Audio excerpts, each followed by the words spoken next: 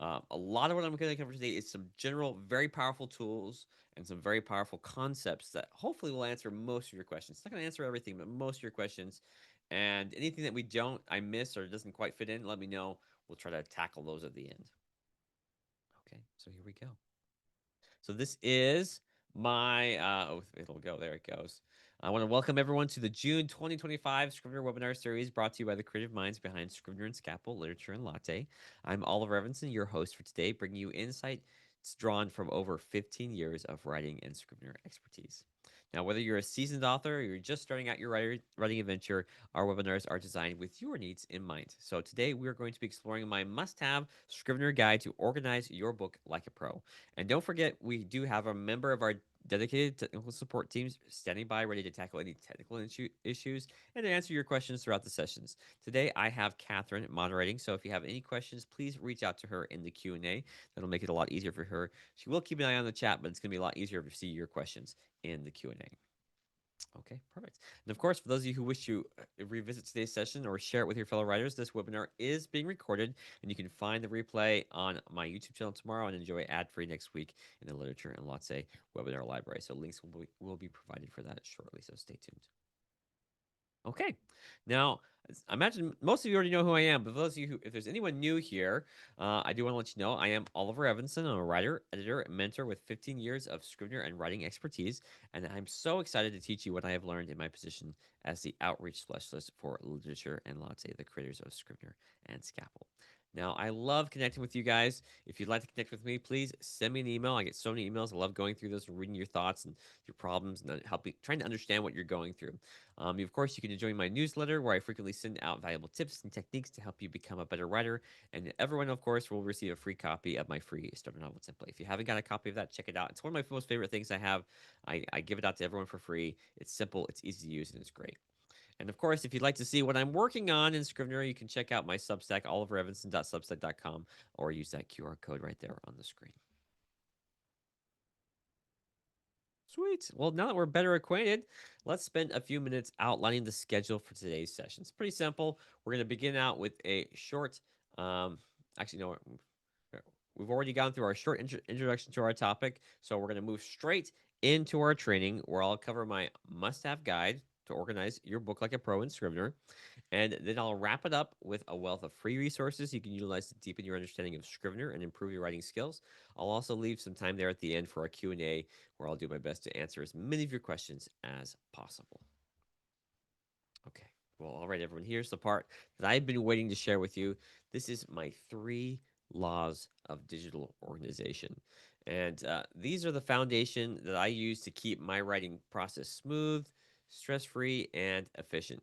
Whether you're tackling a big old novel or a detailed nonfiction project, it really doesn't matter. These laws can be a total game changer for your peace of mind and productivity. And the best part is they're not incredibly complicated. These are pretty simple tools, and if you just use them, they will save you hours and hours and hours and hours of work. Okay. Now here's the first law that I call it name it now, not later. Okay. So this one's all about clarity and control. When you give your documents clear, meaningful names right away, you eliminate confusion down the road. So no more like draft 7 final version here.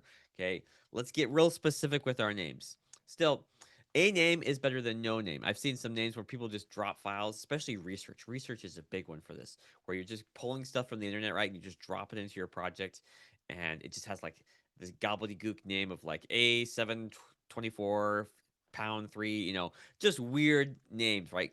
Just give your files very clear names. And there is a range of that you can go from like really vague to really specific. And we kind of want to find that we want to get as specific as possible with our naming, okay? So that when we look at it, we can easily look and like, oh, I know what's going on here. Now on to the second law, give it a home. This is where structure comes in. Every piece of your project, from chapters to research, is kind of like a puzzle piece. And when every piece has a home, you always know where to look. Now, this isn't about having a perfect structure, okay? That's where most people get wrong with organization. They're trying to create this perfect system that has everything right where it's supposed to be. you're never going to get there. It's never going to be perfect. It doesn't need to be perfect. It just has to be simple, logical, and really just it just needs to make sense to you so you're not constantly hunting through folders endlessly looking for something. And I want to say these two laws, law 1 and law 2, kind of building each other. If you have named things well, then when you give it a home, it's easier to give it a home to, and it's also easier to find it because you've named it something that you can ideally easily find either through searching or through just opening folders on your binder here. Now, last but not least, this one kind of goes back to law number 2. They all kind of build into each other. We all have scraps, those little bits and pieces that we can't quite use but don't want to lose. And instead of letting them clutter your workspace or just vanish into the trash folder, this law encourages you to keep them managed and keep them neat and tidy and accessible. Just like we do our binder, just like we do our research folder, all those places we want to keep our trash folder or our scraps folder accessible, something we can really use. Now, I want you to think of these laws as your secret weapons against overwhelm. They're simple, they're effective, and they'll make your creative life so much easier. Now, let's begin and see how we can take advantage of these laws in Scrivener. Okay. All right. So, here we go. Maybe if it'll go. There we go. Applying Law 1. Now, I still think this is the simplest, most powerful way to keep your stuff organized in Scrivener. It just starts with giving things a name. And I know it sounds ridiculous, right? Oh, Oliver, just giving things a name, and that's easy to do. Don't we all do that? Well, we do, and we don't to some degree. And I don't just mean like, hey, this is scene 1. Hey, this is chapter 1. I'm talking about clear, specific, intentional titles. Okay. So when you're working with a big project, every file, every folder, every chapter, every scene serves a purpose, right? But if you can't tell what that purpose is at a glance, you'll end up wasting time scrolling and searching like some kind of digital scavenger hunt, right? It's a pain. And we've all done it. I've done it. I have had several projects where I'm so focused and like I want to get things done fast. I want to be fast. I want to be fast. I'm just throwing things into my Scrivener project. I'm just throwing things onto my computer. And I lose track of that one file. And I'll spend, I'm not kidding. I have spent even just on my computer, not just Scrivener, but on my computer, even, searching for one file, I'm probably like an hour or more. And then I'll be like, why did I just waste an hour searching for this one thing? Yeah, it was really important. If I had just named it better or put it somewhere I could easily remember it. I remember it would have been a lot easier to find. And sometimes I don't even find it. You just get like, I just can't find it. I don't know where it is. And that's why naming files in Outlier is so important. Giving everything a clear title right away eliminates a lot of that guesswork. Does that mean you're not going to find things sometimes? Sometimes it still happens occasionally, but I can tell you it has reduced significantly for me. It's rare that I'm looking for a file anymore. Usually I just have to look through my stuff, look at my binder. I can see what I'm looking for really quickly, or I can do a quick search and Scrivener pulls it right up for me. Okay, perfect. So you can see here I have one, two, three, four, 5 different ways we can apply this law in Scrivener. Of course, the first one should be clear to everyone. Document titles. Every folder, chapter, scene, file, document, everything has a document title. So use descriptive names for scenes, chapters, and notes. Labels and status are another great way to add additional information about what's going on there. You can indicate the document's purpose through a label or its progress through status. We can use keywords. Keywords are a great way, they're like tags, right? You can tag them onto a document. So if you have similar topics and similar things, you can use a keyword to tag it. And that makes it a lot more searchable. So if you're just looking for a general topic, you can find all the topics related to that keyword, right? We have custom metadata. We add additional custom information to that file or document, that folder or document. Okay. And last but not least, we have this really cool one called autofill. Now, be careful here. There are 2 autofills in Scrivener. There's the Mac version, at least on the Mac. I'm not sure about the PC, but on the Mac version, there are 2 autofills. There's the autofill that has like for passwords and contact information, and there's the auto dash fill, which is used for adding document titles and things like that. So we'll take a look at that and how that works today. Excuse me. Let's switch over and let's take a peek.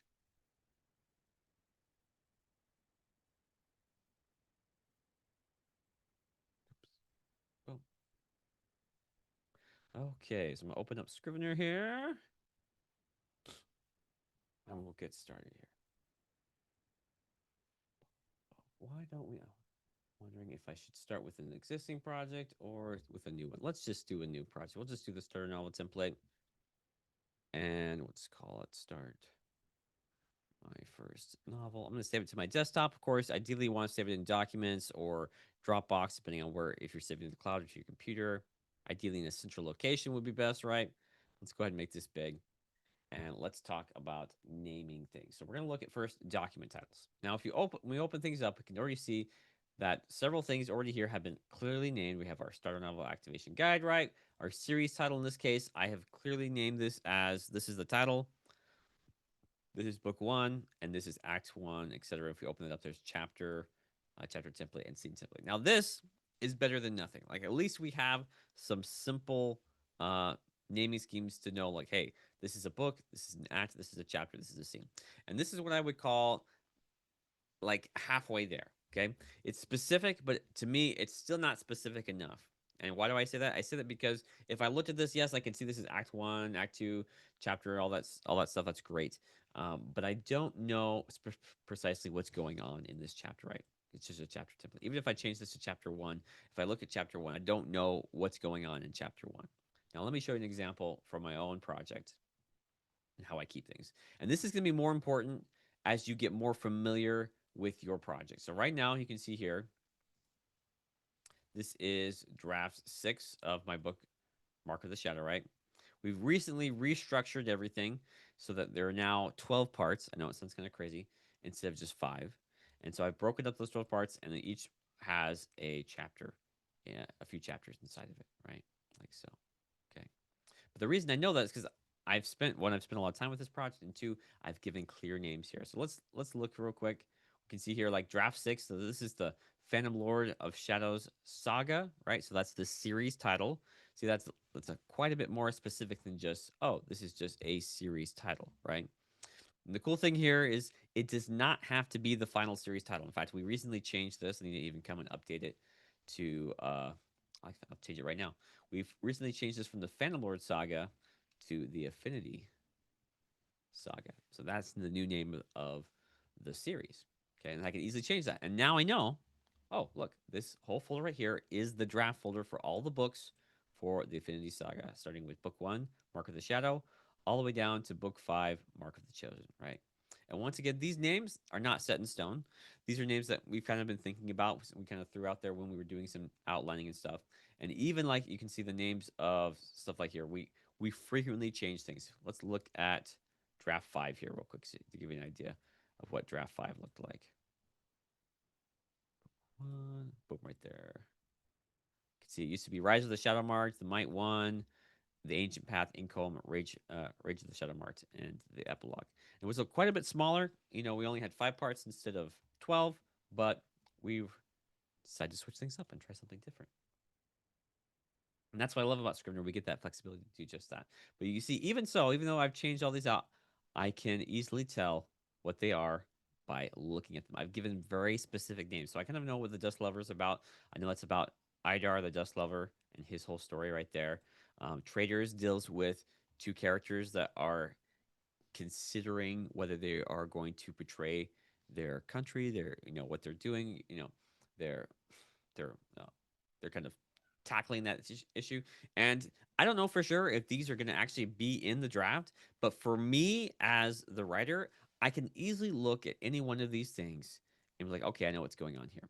Now you can see there are a few chapters here where we dropped in, we're adding some new chapters. I haven't given them names yet. So like Revelo number, like those. Those are just my chapter templates.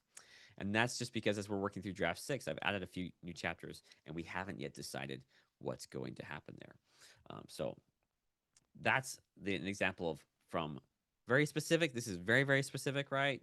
To kind of vague, to this is still pretty, these are still pretty specific. It's good to have something, but ultimately, I really want you to get from the nonsense stuff all the way to very, very specific. Okay.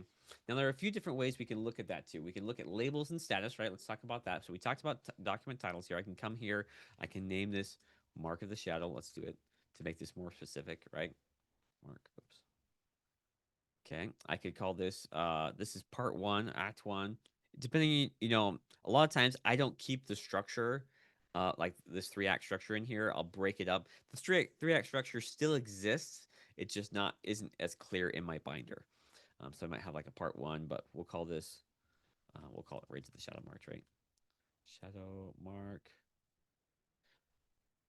so on and so forth. And you see, the goal here is to get more and more specific as I go down. Chapter one, that was Idar the, we'll call it Idar the Ripper. I think it was Idar the Dust Lover, but we'll go with that. You can see. And so even though this is chapter one, right? Let's say I went ahead and added a new chapter here, like so right here. Call it chapter template. We'll call this the Emperor's Speech or something. Emperor's Speech. So I have an idea just by looking at this, at the title, I know what's going on here. And if I moved this to chapter one, for example, and this is now chapter two, I no longer have to go in here and go like, oh, this was chapter two right now, right? And I over here, I'd have to change this one back to chapter one. So I always found that to be very tedious. If anytime I use chapter numbering like this, Scrivener knows based on the structure of my project what chapter is what chapter, and so I would just typically remove that. Another great way to kind of signal something is different. Okay, so right now we're just using folders, right? Okay, so I could change this icon here and say, okay, this is actually let's do it as a unticked like that, right? So that could be my part symbol, right? If I opened it up, I can then change this icon to, let's do a blue book, right? And maybe all my chapters could be blue books if I wanted to, right? It doesn't really matter what you choose here. I mean, there are reasons why you might choose one thing or another. And then my scenes, I could change the icon to be something different too. I don't know. Let's see here. I typically just do the box here because I like how it looks. But if you wanted to, you could make each symbol for a folder, for a part, for a chapter, for a scene different, for a section, just so you can easily look at it, your binder, and say, "Oh, that's a part. I can see because I've used that symbol there. Oh, that's a chapter. I use that symbol there. Oh, that's a scene. I use that symbol there." Um, Personally, you'll see how I did things over here. I kind of just use those little boxes because I like to come here and right click it and then change the icon to ticked like so when I know it's done. But anyhow you do it, whatever helps you visually see what is what in your project is what's most important here. Whether it's an icon change, uh, a document title, or that's icon change or document title. Either one of those is a great way to do that. Great, change that back. Unticked. There we go. Okay. So name your files now, not later. I'm going to talk about, let's see. Let's look at autofill real quick. So another great one is autofill. Okay. So what we're going to do,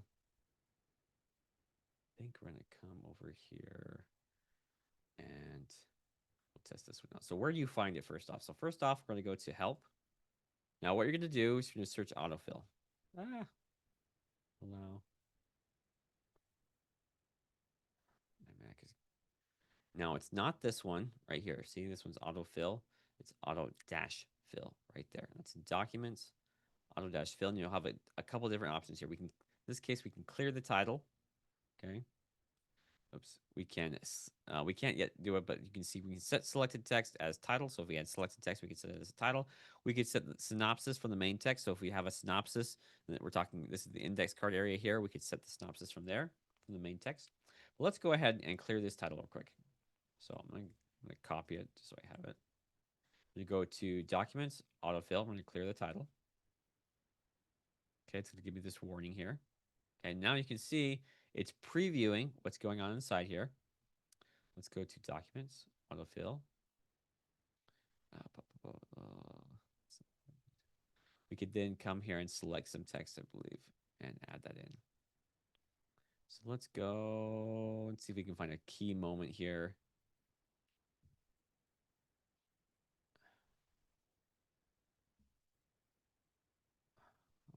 Let's just do this guy right here. And we can go into Documents, Autofill, set selected text as title. Boom. There we go. And so that's another quick way to just pull something from the text and quickly add it as a title just like that. So I find that very useful, especially if you're really unsure what to put here at this point. I would rather have a sentence from the text that kind of draws me into the story and like, oh, that's what that was back. Especially for scenes, I don't typically do it for chapters. Chapters I try to keep them pretty short, 2 3, maybe 4 words max. Parts two, 4 words max. But for scenes, I give myself more liberty. I do about a sentence, and then I can really, I hopefully I can read that sentence and be like, oh, that's what this is about. Okay, now this one might have been better right here, right? So we could actually come here. Let's go ahead and show that again. I'm going to go ahead and go to autofill. I'm going to click clear title. Okay. And then I'm going to come here, go to documents, autofill.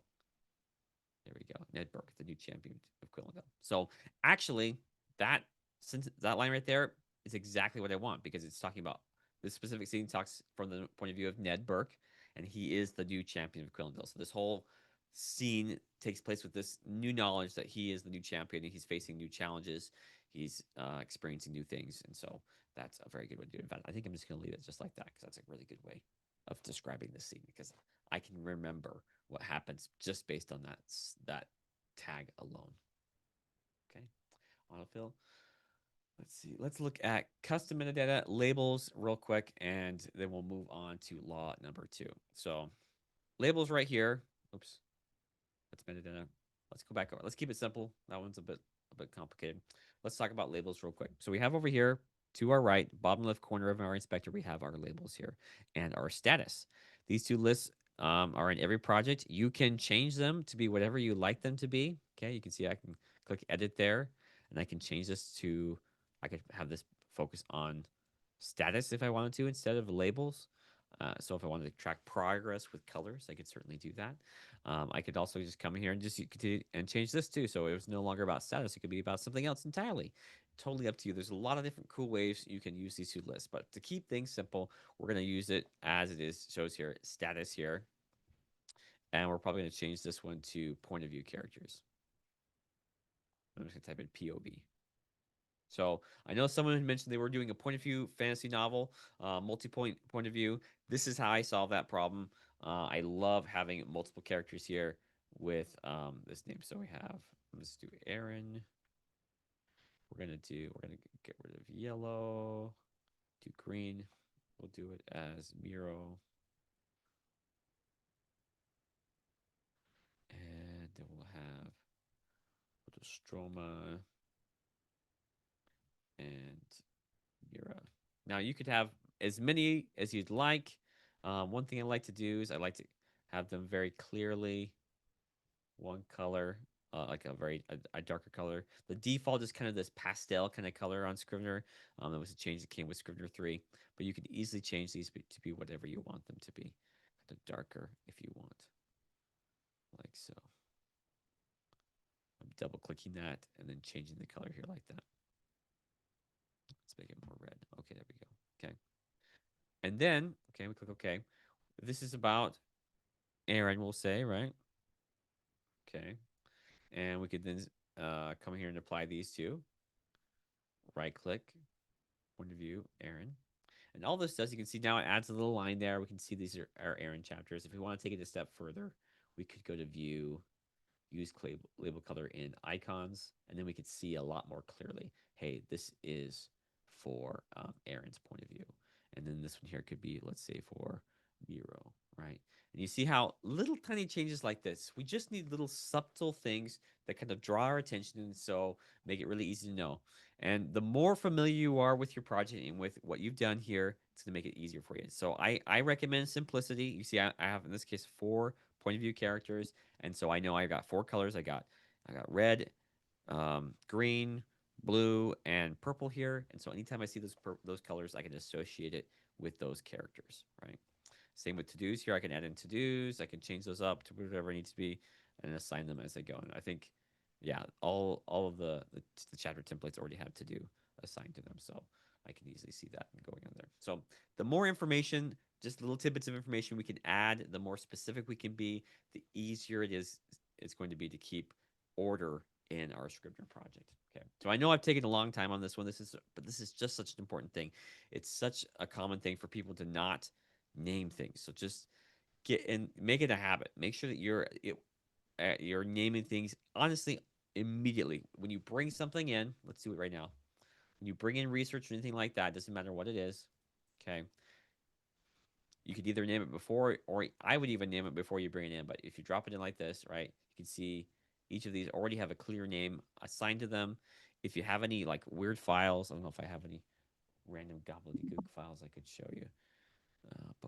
Let's see here. Yeah, so like, yeah, so here's a good example. Something like this. Okay, let's say I was bringing this image in here. I got the stock image from the internet, right? And what does it say? It says pixels dash melanfolia. Actually, this is pretty good, but then it's got this is long old bunch of numbers here. Now, I don't even know what those numbers mean. They're pretty useless to me. Let's look at the image itself. I think it's just like a picture. Yeah, it's just a picture of some things and stuff like that. So I could bring this in like this, right? And throw it in my images. And very quickly, you can imagine, if I just keep bringing in stuff like that, this is actually better than most. Most of them just have like, no name whatsoever, right? You just have like numbers like this or something. Yeah, something like that, where it's just like a bunch of gobbledygook, right? This is better than most. But let's bring it in. If you just leave it like that, it's still going to make it challenging. You should make this something meaningful to you. Like, what does this mean? What is this picture about? Why did you bring it into your project? Think about those things and then give a clear name as best you can. In this case, I'm going to go ahead and just leave it as like uh, melanfolia. I might even add in here. We'll just add stock image so that I can Two easily tell things, them. Oliver. Yeah, go ahead. First, someone had specifically asked about keywords, so Yeah. I don't know if you want to cover them here or in the next section, but please do. Yep. And also, someone did ask you to slow down, please. Okay. Okay. So we have the pixels. We can bring it in. The goal here is give it a clear name, right? Immediately, the moment you bring it into your project. Okay. Don't wait. Don't delay. Give it a clear name.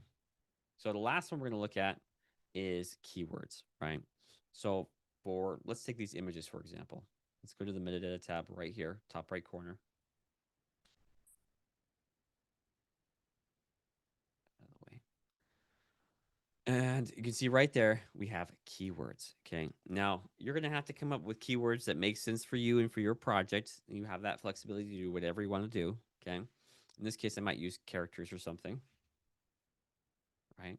And so I could have all the images that relate to a character. I could apply that keyword. Now, I've gone ahead and added characters to it. Maybe I'll change it to just character. Let's open up let's click this little button here and click show project keywords. See, I have two now. I have character and characters. I'm gonna go ahead and delete the characters and just keep it as character. And then I can come here and easily just drag and drop them over like this. Boom. Like so. Boom. And boom. Like that. And now every one of these images will have that applied. Okay. And so even if I was searching through all my things, right, and I couldn't and I was looking for a specific image, maybe for a character image, I could have tons of different images, right? But I've assigned this keyword character to all my character images. I could easily go and do a search.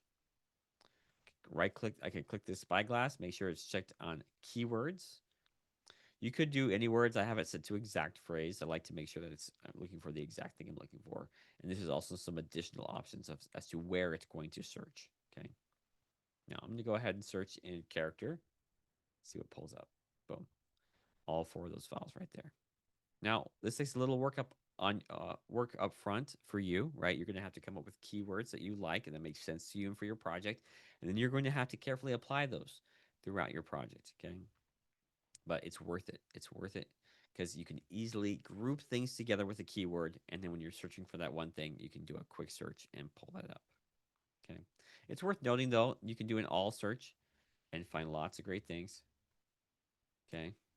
Characters. See, if I search characters still, it still pulls those up because I'm searching all now instead of just the keyword. So it'll still find it, but it may bring in a few other things that kind of also match that. In this case, I have a character folder, right? And I have characters are mentioned somewhere in here. There it is right there. My irresistible hero sketch and some additional tips about character arcs and stuff like that. So this search tool is really robust. It's really powerful. It allows you to really narrow in on what you're looking for. And the more information you've put in about that, whether it's in the title, whether it's in the label, the status, the keyword, the custom metadata, wherever you put it, you can use those fields to search. Okay. Let's take custom metadata now for a second too. If we open that up here, this is where we can set up key information about a document or folder or a chapter or a scene. Okay. Oops, let me close that out. And there are 4 different types of metadata we can do. I'm going to call this character 2, just for now. We have a text, we have a checkbox, we have a list, and we have a date. Okay. So a text box is just that. It's just text. So if I click OK, maybe we'll change this to characters. And I could literally use this text box to type the many characters in this scene. Okay. That's one way I could do it, right? I can actually just type the characters in like that. I could come in here. I could do a due date. Okay. We could set that as a date. We're just going to do a short date. You can see there's lots of different options here. We'll just do a short date and we'll click OK. I could click this little box right here and then set a due date like so. Boom, like that. Okay.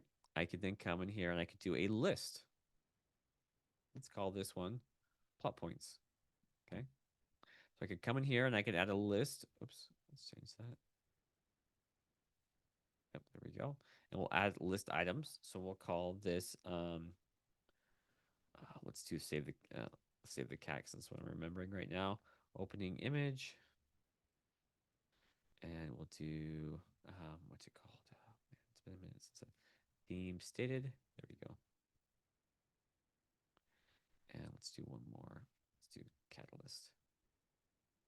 And actually set up. Now, if you're familiar with the order of save the cat, you could add the whole list here like so, right?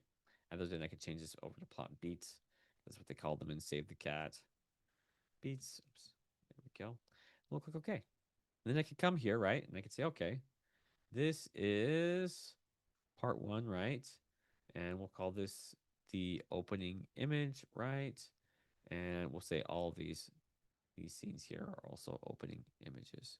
Okay, even this one right here, opening image for a multi-viewable character. Okay. Now if I come here, you can see I can actually see my custom metadata now is available to search.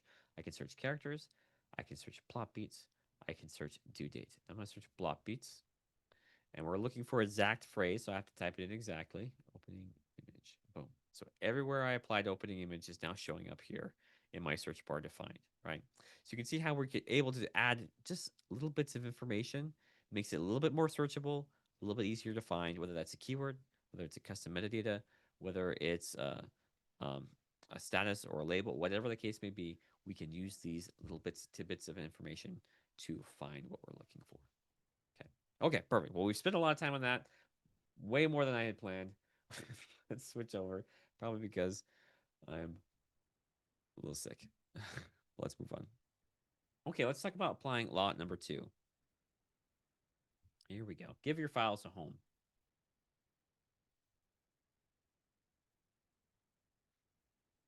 Maybe if it'll load up for me. Come on.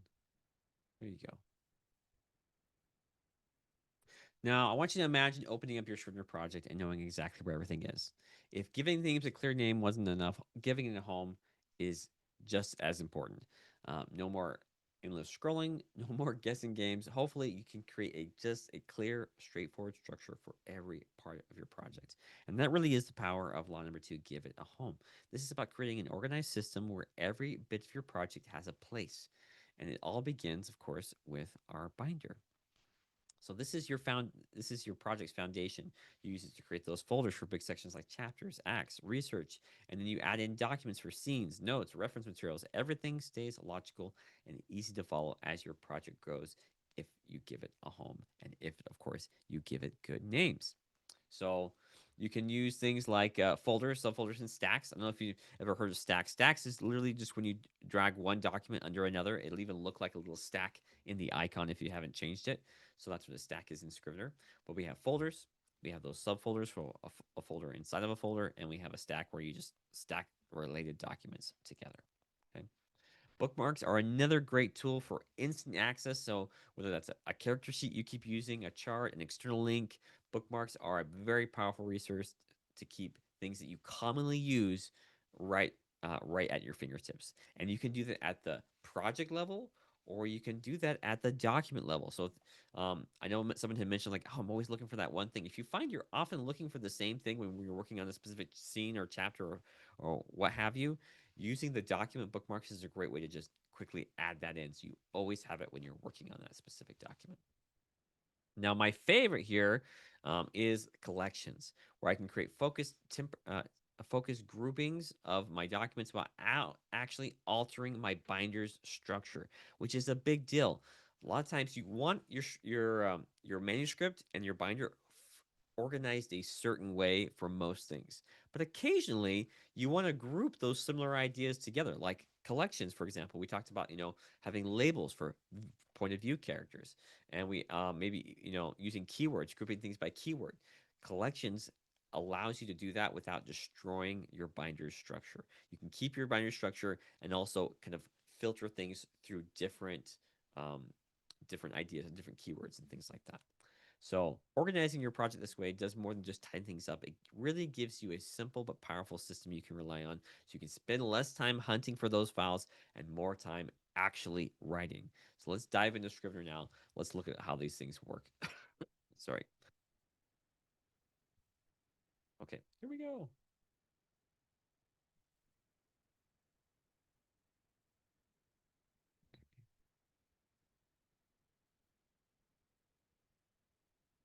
There we go. Okay, perfect. Okay, so let's talk about binder. We've kind of already talked about this, but when we're bringing things in, you just want to make sure that you have a clear place to go. So if I was bringing in the pixels images here like before, it needs to have a home. In this case, we did have a home, right? We had images. Is that the most specific we could do? Probably not. We probably could get more specific with that, right? When we're bringing this in here, we might have another folder called characters, right? No, that would simplify it even further, right? Drag and drop those characters inside. So if we're keeping track of all of our images, we could also come here and add another folder. And we could call this stock images, right? For when we're bringing in stock images for whatever reason the case may be. Okay. The goal here is just to give clear names for your homes so that you know where something goes. There should never be there. You might ideally you should always just have an idea of where something should go. Like if you don't have a place for it, then go ahead and create a place for it. Um, the more you do that, the the easier it'll get. Here, let me. Sorry, my brain is it's not working right now. Okay, so we got images. Yeah, so we could do any number of things you can see in this project. I have like project notes. I have a character folder. I have settings. I have front matter, whatever the case may be. Just make sure that you have a clear home for it. So um, let's open up some demo files here. Put it to the side. Over a little bit. Let's turn off the inspector. There we go. Okay. So if we were bringing in, you can see I have a bunch of files and things I could be bringing in video and audio. The best thing is, once again, give it a clear name, make sure it has a home. And as you may have noticed before, we can literally just drag and drop these folders directly into Scrivener like so. And so we can, if you do it before you bring it in, it just makes it a lot bit easier for your project. So if you know you're going to have a lot of video and audio files, you might want to go in here and make some, actually have a folder for video and audio files in your research folder. So simple things like this, creating simple folders. And once again, it doesn't have to be perfect. It doesn't have to have everything. You don't have to have everything figured out. Just clear names, a place where it belongs, and you're good to go. We can use folders, subfolders. You can see here, if I have a folder within a folder, it's going to look something like this, right? That's kind of what we have here. We have a folder, we have a subfolder. I could even stack things together like this. Oops. Let's go back one. That's an example of a stack. This is like a photo stack, right? But you could do the same thing with a document, right? So this could be like the main characters or something like that. However you want to do it, however you want to stack this up, you can see this stacked like that.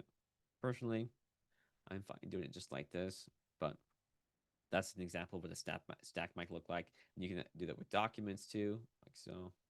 Let's do it like this. See, that makes a stack of documents like that. Looks good. Yeah. And we can use bookmarks. Okay. Now I like bookmarks. They're really, really great. Let's open up our inspector here. Let's go to the bookmark tab right here. See it right there. It says bookmarks. So we have two different options of bookmarks we can do. We can do document bookmarks, which are specific to the document I have selected in the binder, or I can do project bookmarks, which is available anywhere in my project. So right now you can see I have access to my characters anywhere I want to. I have access to my settings. And I have access to my project notes. Okay. Let's see if we can bring in. Let's move that one to trash real quick. Let's just add a note here. Notes.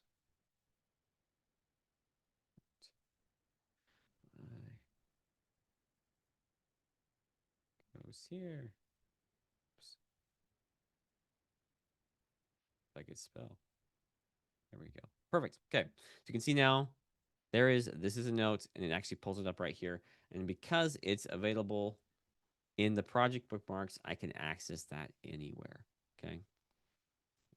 Now let's take, for example, if I wanted a specific character sheet. So for example, here, if I wanted to, oh, where'd you go? Open up. There we go. Okay. Let's bring in some of my character sheets here. I think I have a bunch here. Boom. Right there. Yeah, let's just bring it over near right here. Throw it into characters. Minimize that. Now, this is Nira's character description, right? So I could literally just drag and drop this as a bookmark. You can see right there, it actually already exists. I can access this one right here in my project bookmarks. But let's say I want to access this every time I'm writing a chapter about Nira. Okay. So let's come here. I'm actually going to duplicate these. Command D if you're wondering how I'm doing that. Control D if you're on a PC. I'm going to call this Nira chapter template. Okay. I'm going to label this Nira. Okay. So I'm adding more information. This is a great way to get your templates off to a good start too. Nira, like so. Okay. I could even go as far to actually add in the keyword too. The more information I add about it, the easier it is going to be for me.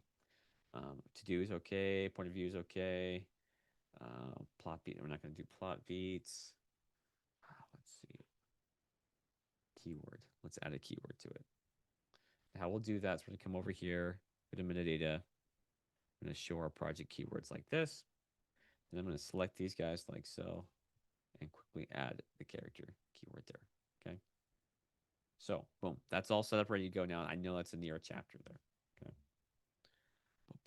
Now, one more thing I could do if I really wanted to seal the deal here was actually come here, go to document bookmarks, and then add in that character sheet. Boom. Okay. So now every time I create a Nira chapter, I'm going to have access to that specific character sheet for that character. So I can have quick access to it right in my document bookmarks. Now, I do have it right now. I only have the one character in here, but imagine if I had like 30, 40 characters in my character sheet here, maybe even just as many as 10. I'd still have to go through every time and find those. But if I do it as a document bookmark, and then every time I create a new chapter for her, let's go ahead and do it.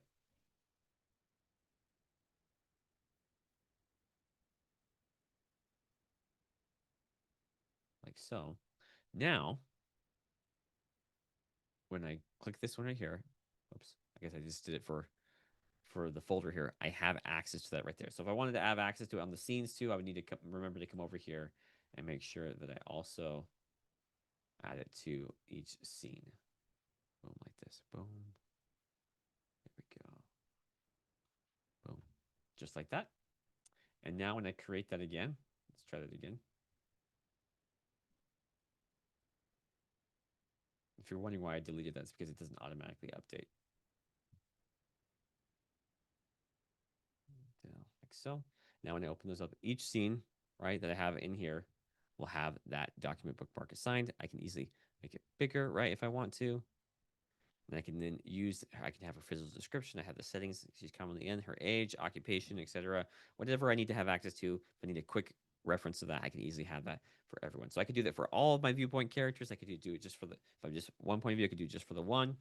It really depends on your specific situation. If you know, but this way you can have access to that specific thing for that makes sense for that specific chapter and that specific scene, if that makes sense. So hopefully that helps you. I find that to be particularly useful. I really like that. I can quickly access that because I can't tell you how many times I will go searching for that one thing I wrote down in the character sheet. I'm like, oh, I have to go all the way down here. If I'm lucky, right, I have it right here. I can still find it, but that just saves me a little bit extra time doing that. There we go. Okay. And collections. Okay, so this is one of my favorite ones. I've already got this kind of set up in this other project here. I'm going to quickly demo that, and then I'll show you how to set it up. Giving your stuff a home here. Let's see. There we go. Okay. And you can see right here, if I collections is normally hidden, not always, but normally it's hidden. It'll look something like this, right? There's nothing there. If I want to show my collections, I come here and click View, Show Collections. Okay. We make this bigger like so. And you can see I have a couple different collections here that I use. I have the Ned character arc, the Ivel character arc, the Revelo character arc, the Nero character arc, and so forth. Now, you may notice there's nothing in there right now. It's because I recently changed everything over to D6, and we made some big changes. So I have to. There's really nothing. There's not much in here yet. All the chapters have been taken out. Okay, and they've been moved into my scraps folder. So I'm slowly bringing things back in. But if I wanted to, I could come here, right, and I could see everything where Ned appears. Maybe if I can find the button. There it is. Boom.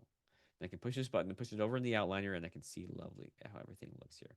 But it groups everything together. Everywhere there's a Ned chapter, this is, and just so you know, this is based off of the label. Okay, it pulls out all those chapters where Ned is the label. Same with Ivel. Right now, there's none. Same with Revelo, only a few, and Nira, and so on and so forth. And I could do this for as many of my labels as I want. You can see here I have several. I have multiple viewpoints. I have a Ned, Revelo, Nira, Ivel, Adeline, Grondel, Caius, etc. So if you have multiple viewpoints, this is a dream come true where you can literally see the character arcs in your binder and even in the outliner. We'll look at that in just a second. Okay, looking good here. In this case, I've also used it to keep track of things like plot beats and things like that. The catalyst, the break into two, the midpoint, all his lost moments, break into three. So I can keep an eye on my structure and kind of see what's going on where. Okay.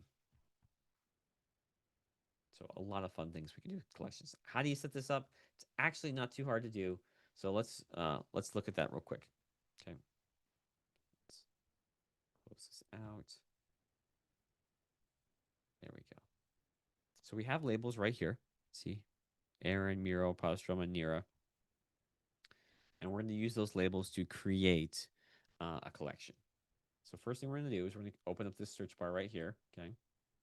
We're going to go and we're going to search for point of view. In this case, point of view is label, right? So if we went back over here, edit here, so you can see that we changed the point of view, the custom title to from label to POV.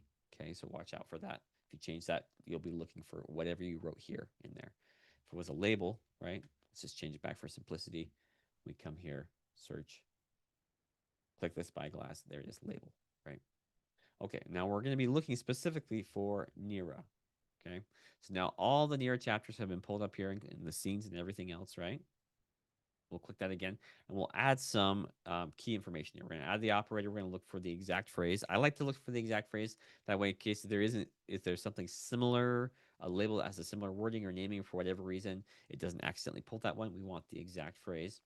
And we might even exclude some places where we say we only want to search in the series title, or we only, if you want to search only in the binary selection or whatever. In this case, I'm going to exclude the trash. Okay, so you can see that dropped out some because there were some I thrown in the trash. So I'm excluding the trash. I'm excluding templates. Okay, that's a big one for me because I don't want the templates pulled in. If I didn't exclude the templates, you see they'll pop up in here. It even has a little template box here. I like those excluded so I know that they're not part of my draft. And let's see. I think actually everything else looks fine. And then what we'll do is we'll use this cool little button right here. It says Save Search as Collection. Okay. I'm going to change it to Nira Character Arc, like so. And boom, there it is. It's a very bright purple. Want to look at changing that color?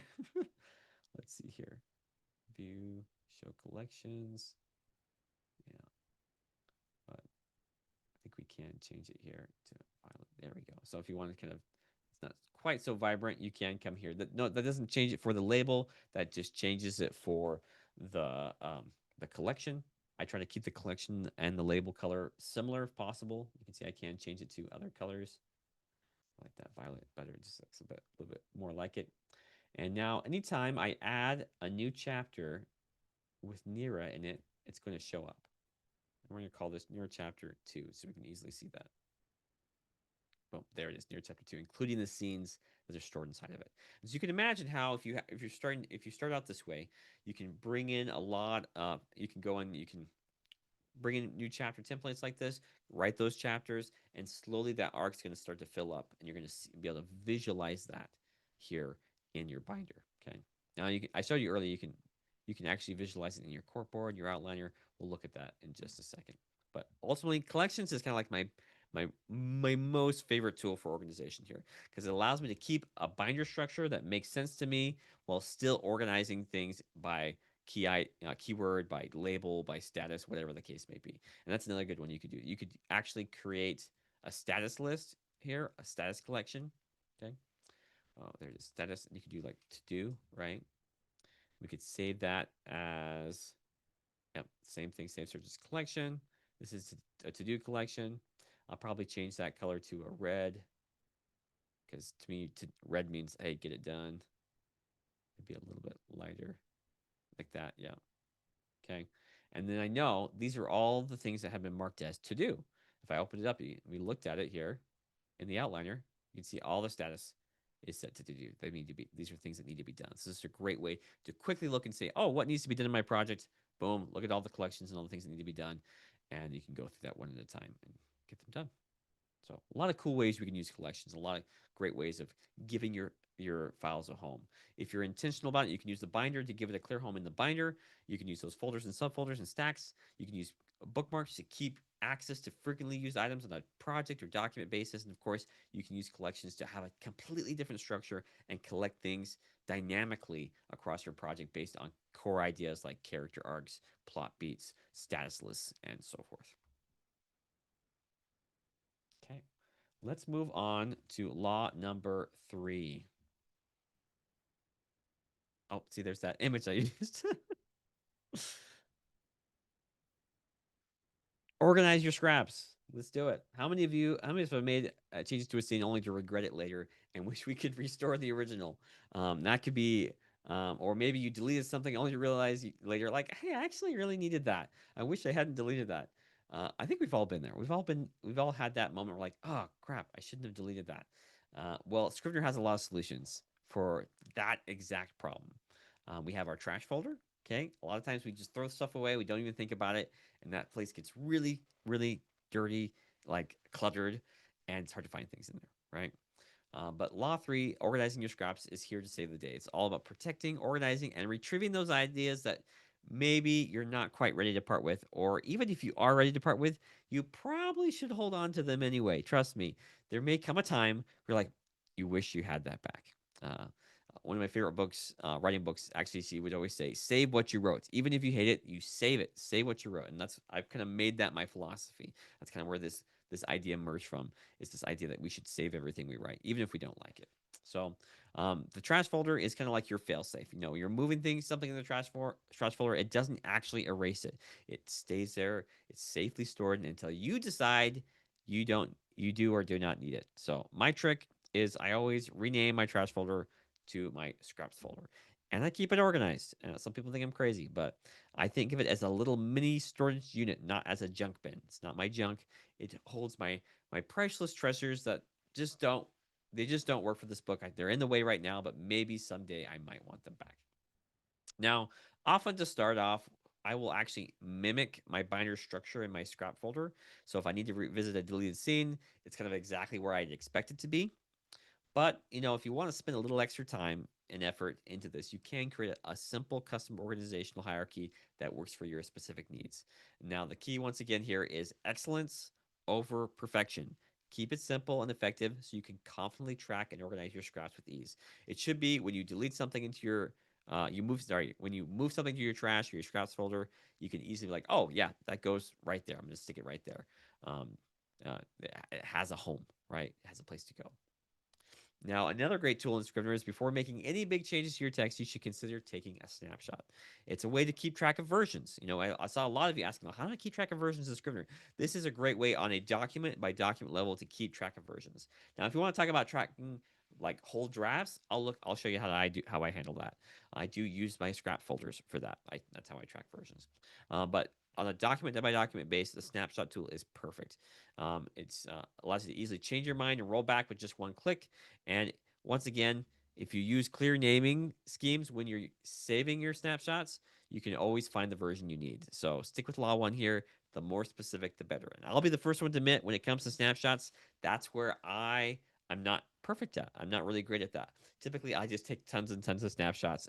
I kind of use it as like a backup feature, so I can go through and have a bunch of versions saved. But I would encourage you to be more intentional, better than me in this. I'm even trying to do better myself. I'm going to start being more intentional with that. So as I go through my snapshots, I can clearly see how a scene has evolved and maybe even see the different versions I may want to pull from, um, in case as the case may be in the future.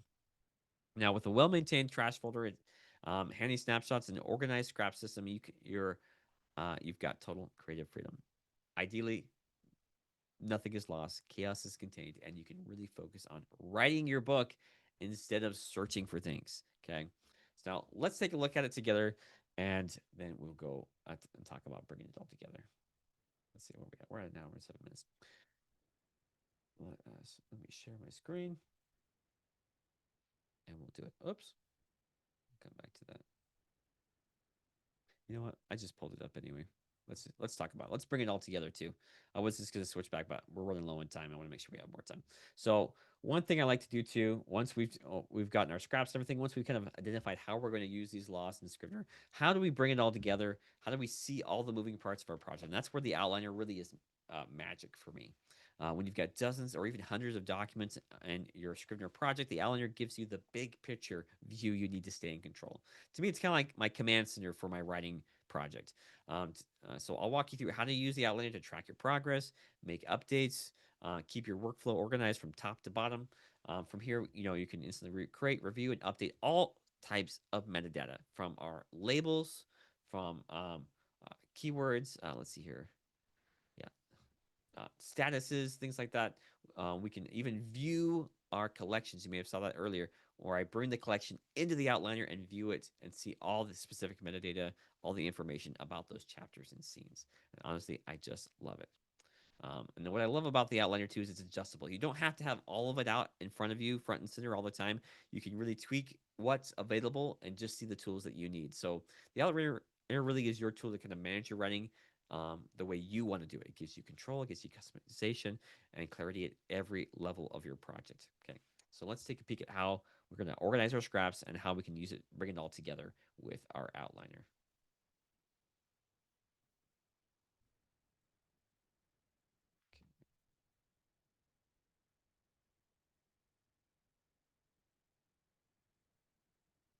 Okay, looking good.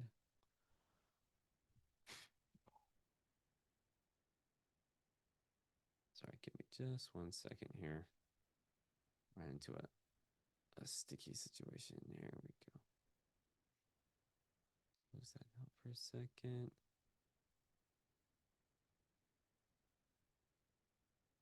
There we go. Okay, sorry about that.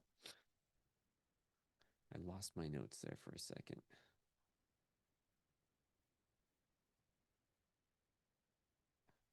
Okay.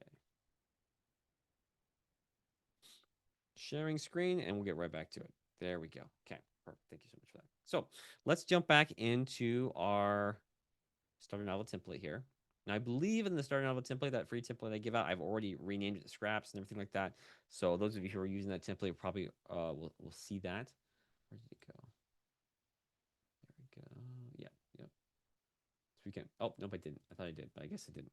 But in the case I didn't, easy to change. You can just see that to scraps. And you can see right now, it's already gotten a little cluttered here, right? So I can keep these, I can delete these. Right now, there's nothing of substance here, so I'm gonna go ahead and right click and permanently delete them. Okay, if I click that, it's gonna say, hey, are you sure you want to delete these 7 items? I'm gonna say yes in this case because there's nothing of value there. But you want to be sure when you do something like this, it's gone. Okay, no bringing it back. Okay, now what I might do here is I might actually just mirror the binder here like so. Now I'm gonna go ahead and do this outside of the scraps folder because I can't actually create folders in the scraps folder. So I'm going to call this activation guide, guides. I'll draw that in here. I could just literally bring the activation guide down like that, but I'm going to keep it like that.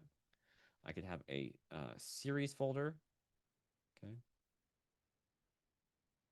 Series. Actually, you know what I might do? Rather than redoing this whole thing, I'm just going to right click and duplicate it like so. Okay. Boom. Delete that extra folder. Yes, it went gone. Like so. You can see it actually has everything already in it too, right?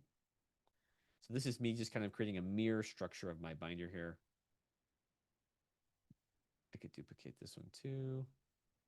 This is probably the quickest way to do this, okay? If you kind of want to keep things kind of um, like just a mirror of your thing. And then we have a scrap, so we'll just leave it like that. So that's kind of how that would look if I just did a mirror version. And this is a great way to get started with organizing your scrap folder because it's quick, it's easy. You can just duplicate things real quick and have access to everything that's already there. And then you could go through, you could either clear out these folder and permanently delete some things or leave it how it is, however you want to do it.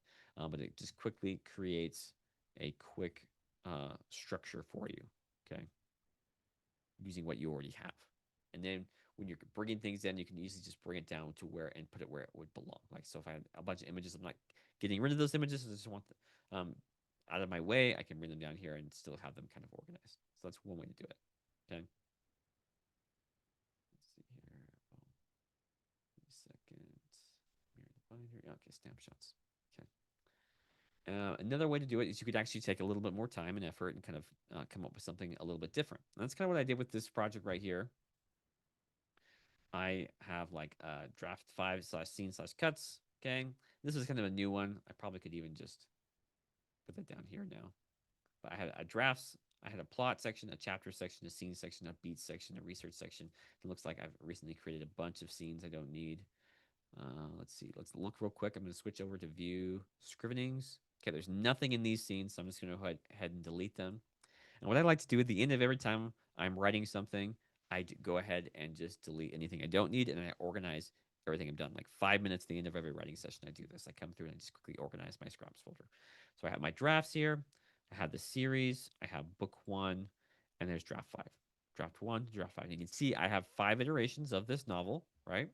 And that's how I've been keeping track of it. I literally just come here, I right click, I duplicate it, and then bring it down into book one's folder here in my scraps folder. And that way I'm able to keep all the different versions of my book as it changes. Okay. So that's versions on a macro scale. I'm keeping track of a whole draft. When I finish it, I duplicate it and bring it down here. Kind of start from scratch up top. And I'm going to do that with all of my books. Okay. I even have an old outline here. Okay. That probably could even come down over in the plot. Right. Like so.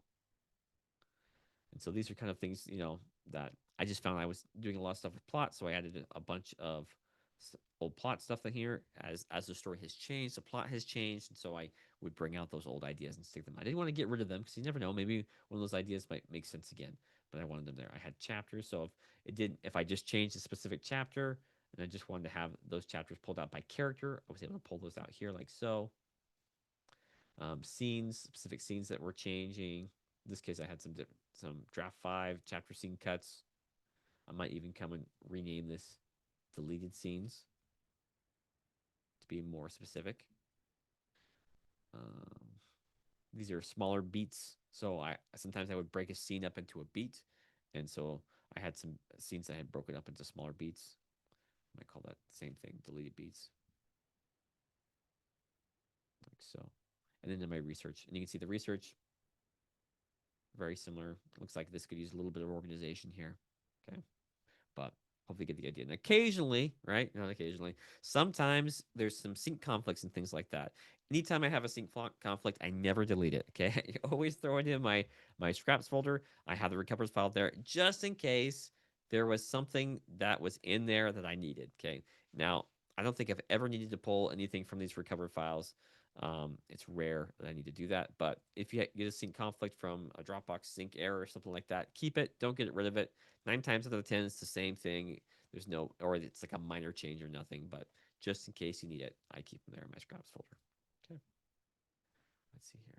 Okay, so that's kind of looking at the scraps folders directly, right? Let's talk about it on a more micro scale. Let's talk about snapshots here. Now, this is where I'm a little bit embarrassed because, like I said earlier, remember I told you I'm not super duper good at keeping track of snapshots. You can see, oh yeah, there they are. I have tons of them, tons and tons and tons of them. All these untitled saved things right here, like this. That means that at Scrivener, when I push Command S, it saved it for me and it took a snapshot. And that's a feature you can turn on in Scrivener's settings. Okay, right here. Pulled it up over here. Let's see if I can find it. Saving. Oh yeah, take snapshots of change text documents on manual save. Okay, and so that's kind of a double-edged sword. I like it because I constantly keep versions. I keep a good version history of all my any change that's made on any of my documents throughout as I'm going throughout Scrivener like this time. Anytime I save, it's a good use of that save thing, but it doesn't always give me great titles right here because we got the untitled save, untitled draft 4, etc. So it doesn't really give me great names, so to speak. And so even this, I kind of would like to go through and do the same thing I'm doing over here, like where it says Caius trade. I'd like to be able to write here what was the key change I made in this snapshot. Now it's harder for me to do it on these ones because I don't, they were just quick saves I made, quick changes I made. But on some of these ones where I just did like draft 5, final, first draft, yeah, that's not a great naming scheme. I'll admit myself that that's something I want to improve on. I want to have some clear names here. So now, admittedly, this is kind of above and beyond, but if you really want to take your version control better, use snapshots. Okay, document snapshots. You can take a snapshot right there. It's Control 5 on a PC, Command 5 on a Mac. And if you really want to, get in the habit of using the title, use this shortcut right here to take snapshot with title so that you force yourself to always add that title and consider, okay, what's the major change I made in this thing? And if you could summarize that in a sentence, perfect. That's the way I would do it. And I think I'm kind of far into this project, but I think on future projects, that's how I'm going to handle it. I'm not going to be using this option right here. I'm going to be focusing more on being more intentional with my version history in my snapshots here, so I can really see the story evolving on a granular level and on a macro level in my scraps folder. Okay, perfect. Awesome. And of course, you can see here we have the option to roll back. I can roll back to any one of these. If I click that, it's going to ask me if I want to take a snapshot before rolling back. I would recommend it. That way, if for any reason you want to roll back to the original version that you had before, you could easily get that version back. You just want to keep track of each version history as you do that. Okay. I'll be honest, I don't use the rollback that often. I'm more apt to probably just copy and paste things out here and stick it in, but that rollback feature is really nice. Okay. Perfect. Okay, well, I think that's about wraps up for Law 3. Let's talk real quick about bringing it all together in the outliner. Okay, and then I think we'll call it. We'll close up with our Q&A in the last 15 minutes here. So I'm going to actually go to View, Outline. Let's get rid of our inspector here. You can see right now I already have some key information already pulled up. Okay, but this is highly customizable. It can have anything we want here. We can right click. Oops. Yeah. Let's actually click this little arrow right here at the top right corner here. I believe we can also right click out right here. Right click right here on any one of these metadata here. We can check and uncheck whatever we don't want here. Now I have a lot of stuff going on here, but we can keep it really simple. So if we wanted just to have the no status, we didn't want to have the total word count, no targets or anything like that, no progress, collaborators, anything like that. We could just have a title and a label like so. If we want to add in more information, I could add in that status, right? So this is all draft 5 right now. In fact, these are all probably need to be changed to something else. And if I wanted to do a batch change, it's really easy to do. First thing I'm going to do, I'm actually going to expand everything here by clicking the expand button right there. If you don't know where that is, you can add it and customize your toolbar and add that in. Expand that all out, and then I'm going to see, okay, everywhere it says draft 5, Actually, this is all going to be to do now. Yeah, let's see here. I think the only thing that isn't yet, I think the only thing that's actually done is that one right there. Yeah, so we're gonna right click. We're gonna change this to, let's do it as to do, like so. And then for these ones are done, so I'm gonna change them over to draft 6. Let's see if I even have that yet. Draft status. I don't, so since I don't have draft 6 yet, come in here and add that in, like so. Boom. Right click, draft status, draft 6. Boom. Done. You can see how I can move that along like that. So now I'm just focusing on label, draft status, etc. Now let's take a peek once again at our Ned arc here, Ned character arc. I can bring that over into the outliner like this. You can see they all have the Ned label, right? Since I already know that about this, I don't really actually have to have the label here, but I may want to have the draft status here. I may want to see what my total progress is, my total targets are. And we want to see what plot beats are visible for this character, right? So I have an opening image, set up, theme stated, set up, theme stated, opening image again. No beats assigned. So this can help me identify where I'm missing key beats of my story for this character, right? I can look at the catalyst and things like that. So what's going on with this story? Now, this looked, I'll admit, a lot better when I pre in draft 5 because I had it all mapped out now. But now that I'm in draft 6, I'm kind of trying to approach this from a fresh view. It's forcing me to reassess here what the structure is and how things are looking for this character. Okay, and I can do this for any one of these characters. Here's Rivolo here, same thing, right? Yeah, I could even add collaborators. In this case, I have 2 collaborators. So if we're both working on a chapter, I can put multiple. If it's just one of us working on that chapter, I can put the person who's supposed to be working on that. I could have my keywords shown here. All sorts of fun things we can do. So from custom metadata to labels, status, and more. So much fun we can have there. And I love that I can just break these up and pull them out like that. So this is another great one. No beat assigned, a collection I made. So any scene or anything that doesn't have a beat assigned to it, I can come in here and look at. I'm like, oh, why doesn't this have a beat assigned? And now it makes sense why these ones don't, right? Because they're not actual. Nothing has been added to these chapters yet. There's nothing going on. The ones that have names, I'm like, okay, what's going on there? Why isn't there a beat assigned there? Probably should have some sort of like that's the catalyst that feast is, and the shadow mark. I'm actually not sure. Let's look at that. I think shadow mark. I'm curious. Yeah, so it's the third one. So it's probably not. It's probably the debate. Is what that part's all about. Is the debate. So see how I can quickly just identify what's what, and it kind of to me it just makes my organization so much easier. I can see what things are. I can use my outliner to kind of pull things together, and it doesn't just have to be the outliner. You can use the cork board, right? For the Ned character, right? We can use our cork board here. This is arranged by labels, but we could have the whole cork board here with all of our synopses here. We could even see it in scrivening mode, so we see the whole story from start to finish for this character. Okay, and look at their individual documents like so. So a lot of different ways that we can view that, but the outliner by far is my favorite because we can see the most information about each chapter, each scene, etc. There you go. Okay, guys. Well, that's a wrap. That was a little bit longer than I anticipated it being. Probably, like I said, because I'm sick and so my brain isn't quite working how I wanted it to. But I appreciate you sticking around. I hope you enjoyed this. Let me switch over here to it. There we go. We've already talked about that. Let's go on. Let's talk free resources. So we have tons of great resources. We have tons of great things coming your way. If you haven't got my free starter novel template, I highly recommend you get that. You can get that at ojevanson.com/links. You can find it right there. Oops, I clicked the wrong button. Boom. Okay, we have our webinar library. So this webinar includes many in the past are available in the webinar library there. So you can go there, watch them, rewatch them again and again and again until you get it down just how you want it. I know sometimes I talk a little fast or I'm sick like this. And, stuff happens, but you can always rewatch this, take your time with it, and really absorb and learn that material. We, of course, have our user form, our user manuals, blog tutorials, and so much more. So check those out at ojevanson.com/tools and literaturelatte.com.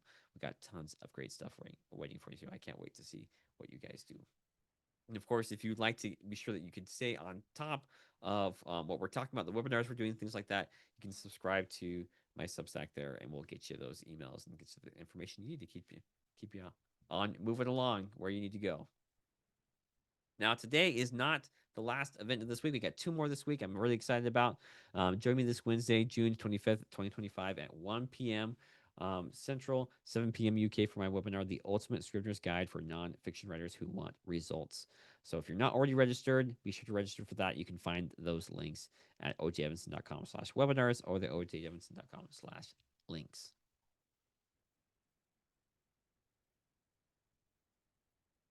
Wait. Awesome. Great, guys. Sorry, I'm looking at the chat. I'm pulling up now. So, okay, this is always the moment of truth for me. Now, before I conclude this webinar, I just want to make sure I delivered on my promise. Are you guys feeling confident you can organize your projects in Scrivener? I know I probably didn't cover everything, but hopefully the key ideas are there for you, and those core principles will get you where you need to go. Of course, if there's anything that needs any further clarification, now is the time to ask. I think we'll spend the next 5 to 10 minutes just going over some questions if anybody has any in our Q&A. Oh, perfect. I see Colin says, I always pick up something new that I'm excited to try from these webinars. Thank you for organizing them. And thank you, Oliver. Thank you, Colin. Appreciate that. Lisa says, I have some ideas and things to try to make things a little less chaotic. That's good. Yep, but could be overwhelming for those new descriptors. Yeah, I agree, John. Yeah, it can be. There was a lot we discussed about, but if you keep true to those core principles, what I really tried to do this time, and I may have done a bit too well on it, was to say, okay, here's the law. What are some ways we can apply those laws in Scrivener, right? Um, and yeah, there's lots of different ways we can do that. There's lots of different ways, and those some of the examples I showed are just that examples. You don't have to do everything I showed. Start with the basics. Use for law one, just start using descriptive titles. For law two, just create a folder every time you bring something in to your project or you create a new document. Make sure that it has a place to be. That makes sense with a clear title, right? And of course, start keeping your trash or your scraps organized. Go through it 5 to 10 minutes at the end of every project to say, okay, I'm just going to delete all this fluff and stuff I don't need, these unnecessary documents, and just quickly organize things where they go. If you did those three things alone, you will be way better off than like 90% of most Scrivener users just by doing those things. Uh, Perfect. Awesome. Let's see here. Had Scrivener for 6 months, and yet I'm still discovering something new.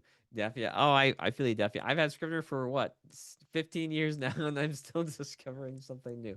I feel like I learn from you guys. I learn from my fellow colleagues. I learn from the many questions I get asked. Oh, there is always new things to learn, and there's always new problems to solve. And so I saw some questions at the beginning, some problems that people had, and I appreciate you sharing those with me, because that what allows me to do is I go through these chats and after the fact and I look and say, okay, what are some of the problems you guys have and how can we use Scrivener to solve that problem? And that's what I try to do. And then I try to build, you know, webinars and content and blogs and yada yada yada around those things so I can make sure you guys have the tools you need to be successful. Perfect. Okay. Well, let me see. Let me see if I can pull up the Q&A. If there's any Q&A there, I don't know if I missed anything. Okay, so I see some great questions in the Q&A. Let's answer those real quick. We still have a few minutes left we can do. So Lisa's asking, what is the difference between document bookmarks and project bookmarks? Okay, now this is a great question because I'll admit I had a hard time understanding this the first go around too. Let's minimize that there. So document bookmarks are specific to a document in the binder. Okay, so let's open up my first novel here. Okay, so if I go to the Emperor's Speech here, right? Actually, let's keep this simple. Scene one. I know not the best name, right? Scene two right here, right? But hopefully you can see this. Okay, I think this might illustrate it better. So if I come here to scene two, I go to my document bookmarks. That means for scene two, this is bookmarked specific to the Emperor's Speech scene two. Okay, this specific document. Let's get it more specific document. The emperor fails. Uh, let's say he is shot by an arrow. Okay, let's be real specific with it. Okay, we'll keep the scene 2 there. Okay, now if I come here and I add a document bookmark to this scene, let's do it. I'm going to go ahead and pull out. Actually, we're going to go ahead and let's create an actual character sheet for him. Add new from template irresistible hero sketch. Okay, I'm going to call this the Emperor. Right, the Emperor, and we'll even give him a name. Emperor Falion. Emperor Falion, right? Okay. Falion. Okay. Now what I could do, if I come to scene 2 here, I could literally just drag and drop this into my document bookmarks. Okay. Now, this is scene 2. The Emperor is shot by an arrow, right? That's a document bookmark. What happens when I go to scene 1 now? I click scene 1. There is no document bookmark, right? Because it's specific to scene 2. Okay, hopefully that makes sense. Scene 1 is not going to have the same document bookmark. Now, cool thing is, right, if I switch to project bookmarks, right, and I have characters as a project bookmark, let's actually remove that. Let's add the characters folder here like this. So this is a characters folder. You can see here, I do have access to the Emperor Falion and Nira Bouchier here, right? I have access to both of those character things. Now, this is a project bookmark. Doesn't matter where I go in my project, I'm going to have access to these specific folders and their files within them. Okay. But for the document bookmark, I only have access to document bookmarks where I assigned them. So this case, scene 2 specifically has the Emperor Falion assigned to it. So I'm going to be able to have that in my document bookmarks. If I assigned just like another random note about the Emperor, right? Could drag and drop it like that. See, that note goes here, right? And once again, if I go to scene 1, it's not going to be there, but it is going to be in scene 2. So this is, like I said, this is a great way if you have notes specific to a specific scene or chapter, things like that, and you have it stored in your project notes or somewhere else, right? You can easily document them right there. Of course, you can also have document notes and things like that as well, right here as well. Any way you like to do it, you could have the notes right here, or if you have some extra things where you don't want it all stored in this little notes area right here, you could have it broken up into several different document bookmarks specific to that scene. So just whatever makes sense to you, okay? Whatever works for you.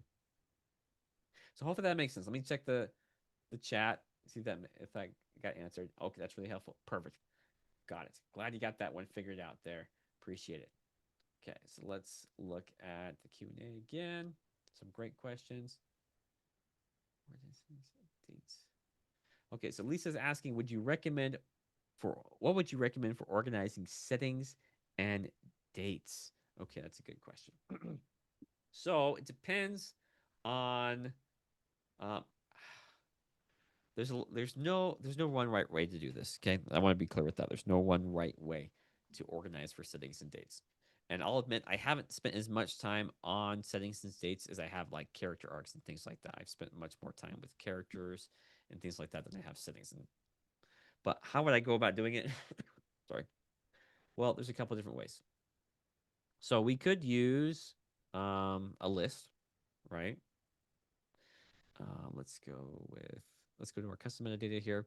Um, let me ask you real quick. Can you clarify like what are you looking to do with the dates? Okay. Are you like see I have like a due date here, so I can keep track of due dates, things like that. So this if I'm using our calendar, then this is the best way to use dates, right? You use this little custom metadata thing, and you can add dates to each document and scene and things like that, or chapter and etc. Right?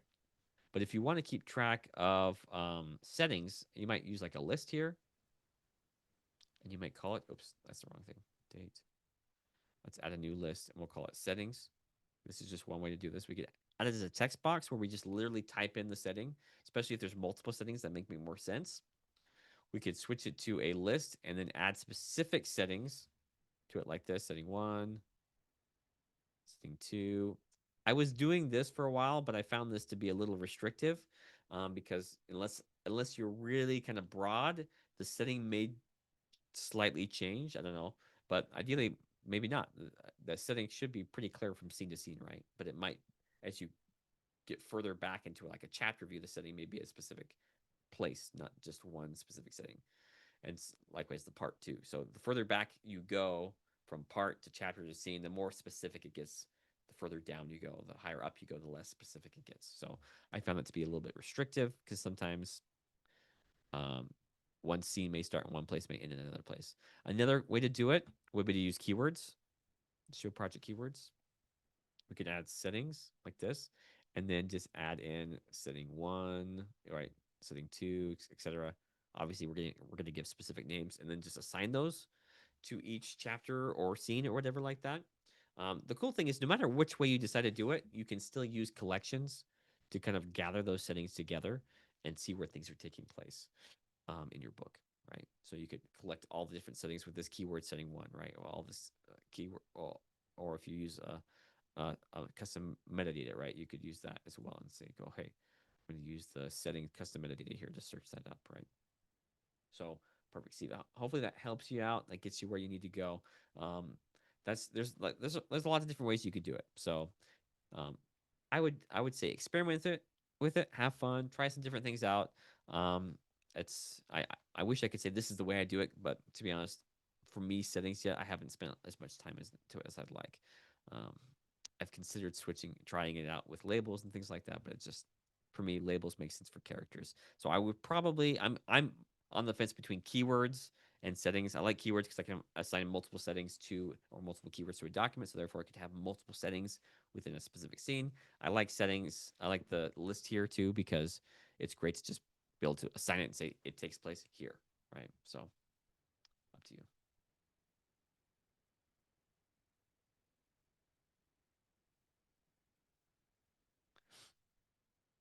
Yeah. Okay. Well, thank you guys for dropping in. I really appreciate it. I'm going to go ahead. It looks like we've answered all those questions. Glad you enjoyed that, Steve. Glad that was helpful to you. Yeah, so I've seen people who have used Aeon Timeline. I understand that works really well with Scrivener Parker. It's one of those tools. I think I kind of fiddled with it once and then just felt like, I can do everything I need to in Scrivener. Yeah, Timeline's another great app to use. But personally, I've just the more apps, the more things I bring in, the more complexity it adds in. I try to keep things as simple as possible. Okay. Well, great. I'm going to go ahead and stop there and pull up my last thing here. I'm going to share my last slide again. So if you have guys any questions, there you go. Yep, I know this one ran a little bit long, guys. Normally it'd be a lot shorter. I think I yeah, like I said, feeling a little under the weather, so it took me a little bit longer to get through everything than I thought it would. So what I'll do here is maybe find my notes. There they are. Okay, perfect. Well, as we conclude today's sessions, I just want to thank you all for taking your time, energy, and your participation to this webinar. I really appreciate it. Your active participation has been inspiring. So, and it's really an honor to support all of you on your writing journey with such a passionate community. I hope the insights and tools I shared today will empower you to elevate your writing craft in Scrivener. So please remember our commitment to supporting your creative endeavors doesn't end here. Our team is always available to assist you as you explore and harness Scrivener's full potential. So stay connected with us. Be sure to check out our upcoming webinar series for more educational, inspiring content. And until next time, stay creative and write on.